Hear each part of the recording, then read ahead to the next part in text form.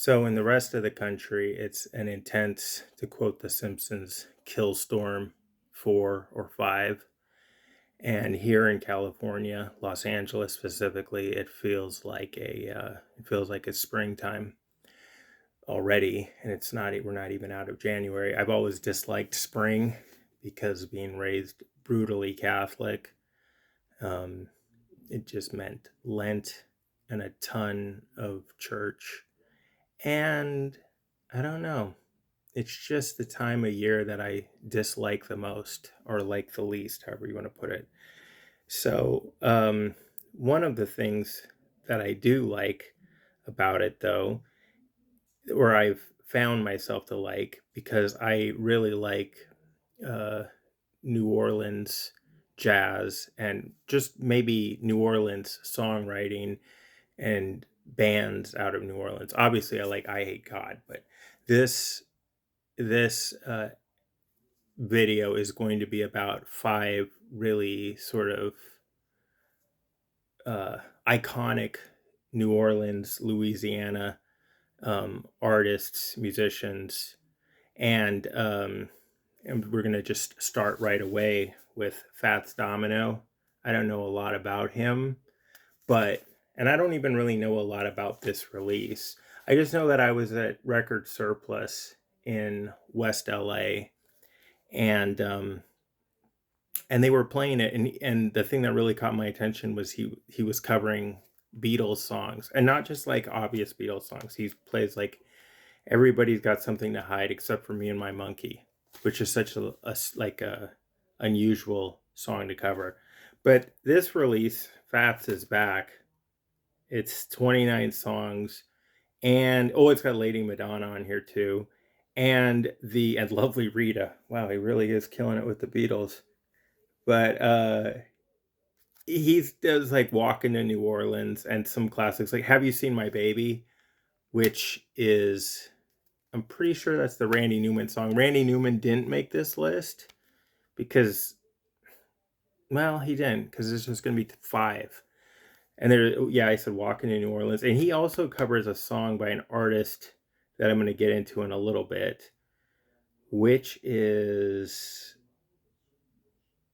So Well When You're So Swell When You're Well. So that's going to come up a little later. So that's number 5.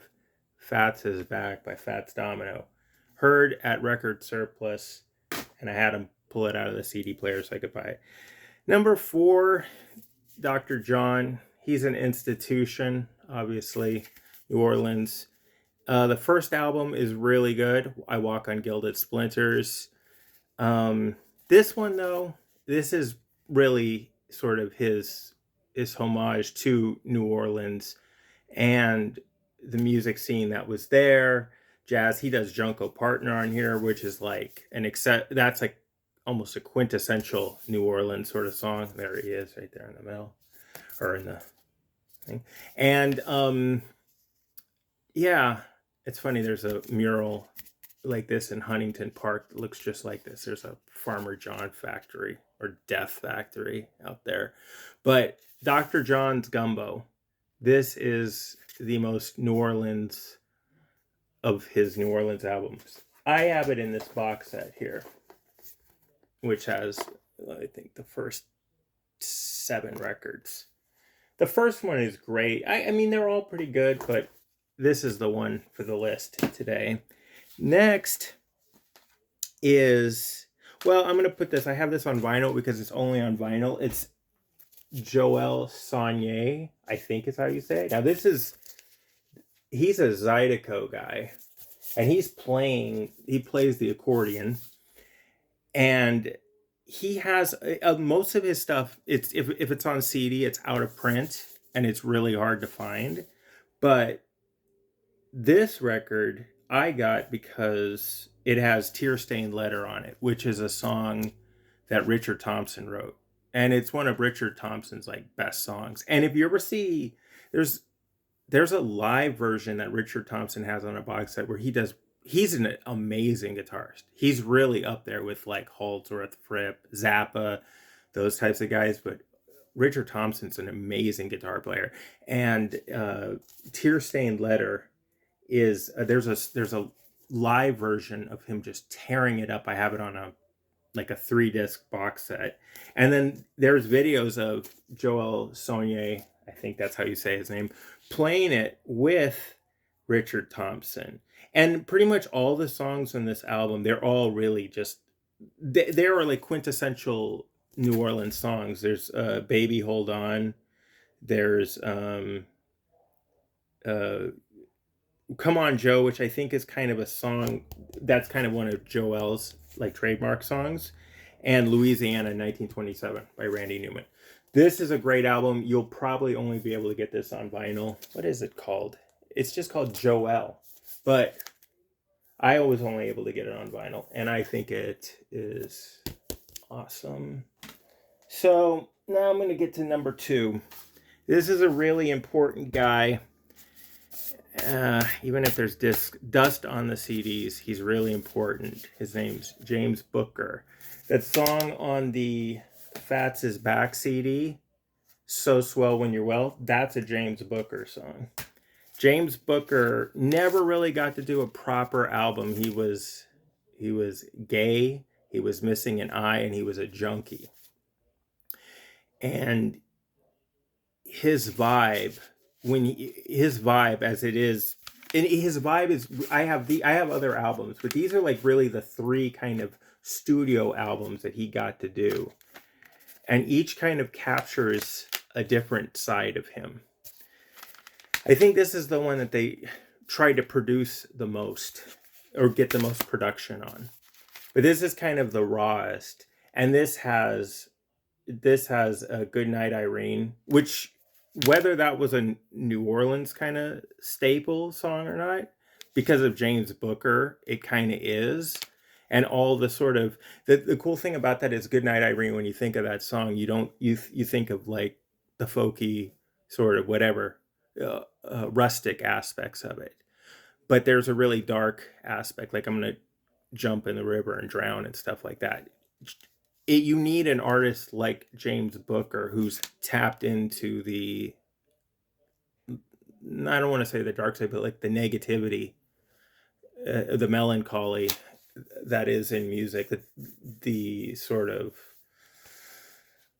just negativity. Yeah, he brings it out. So having him do the songs he does on the sunny side of the street and stuff, he's giving it the sort of that I don't want to say streetwise, but there's a certain gritty, it's not aggressiveness, but there's a gritty underside to the music.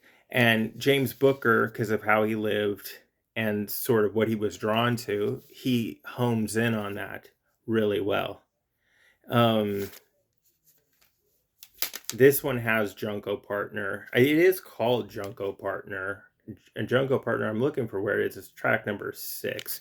He does it on these 2 albums. He doesn't do it on this. That's his trademark song. And that's, Bob Dylan took a lyric from it and named his album Knocked Out and Loaded, because it's just a quintessential song. And it's just about like just sort of like unrepentant drug use, delinquency, and abandon. So all these albums take you to a different place, and they take you to a different world.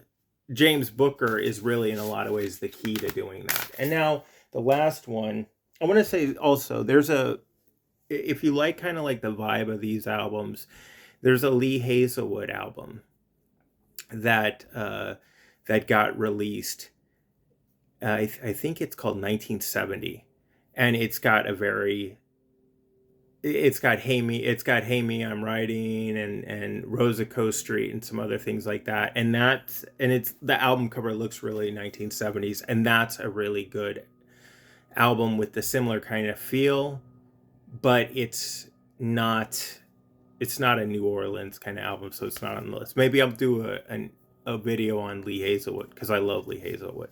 And this is the number 1, and this is one of the most important cats you're going to find. That's Professor Longhair. Okay.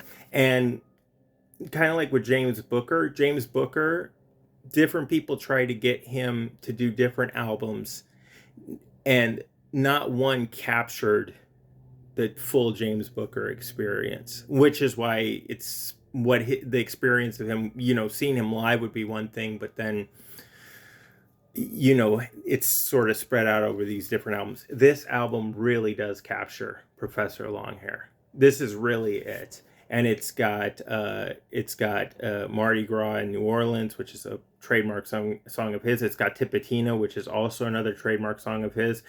Jambalaya, which is the Hank Williams song, and Stagger Lee, Mess Around, which I should have mentioned. Mess Around is also, it's a Ray Charles tune. I think Ray Charles wrote with Ahmed Aragon. I think he wrote it with some studio exec guy. There's a version on here that's really great too. So this is why Mess Around is a really great song, because all these guys, if you think about it, Joel is playing accordion, but all the other dudes, they're all piano guys. And he's also he has Junko Partner on here. And uh, Professor Longhair, even though I think his thing was gambling. I don't think he was a drinker or he was doing any drugs. So his version of Junko Partner, it's a little bit, he's not really talking about dope and drugs and stuff as much as like the other guys that cover this song. His version is a little bit more PG. Not that it's a really explicit song in any way, but the playing on this album, he's got Clarence Gatemouth Brown playing guitar, and I think electric fiddle on it. And this is just like it's such a quintessential rock and roll album, and it's also like the quintessential New Orleans album. So not just, I have other albums by him, but none of them really capture this vibe as rock and roll gumbo. So that's the one I would recommend by Professor Longhair. But pretty much all his stuff is good. It's just the recording quality varies. This is the one where it got all pulled together. So that's it. That's 5 Mardi Gras, getting ready for Lent, getting ready for springtime, because I'm not really interested in Lent anymore. And check those 5 out. If you want something heavier, listen to I Hate God. Listen to Acid Bath. I tend to like the second Acid Bath album more than the first one. I like Bleed Me an Ocean a lot. I think that's a really great song.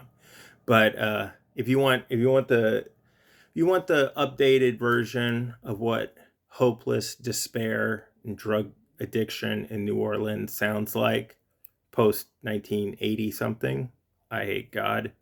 It's right there. All right, so thanks for watching if you watched. And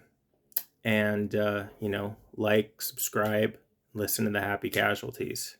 Thanks.